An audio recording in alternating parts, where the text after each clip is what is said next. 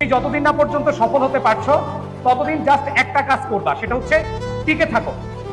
আর এই টিকে থাকাটা হলো নিজের সাথে টিকে থাকা, নিজের ভয়ের সাথে, নিজের ব্যর্থতার সাথে, নিজের হতাশার সাথে এবং অন্য মানুষের কটু কথার সাথে।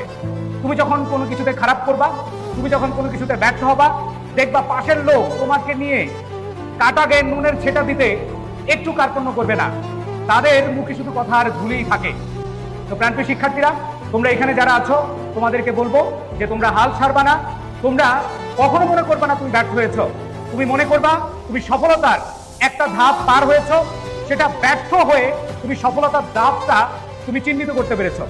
আর যে সফলতার ধাপটা চিহ্নিত করতে পারে সে কখনো ব্যর্থ হতে পারে না। কেউ কখনো একবার চেষ্টা করে সফল হতে পারে না।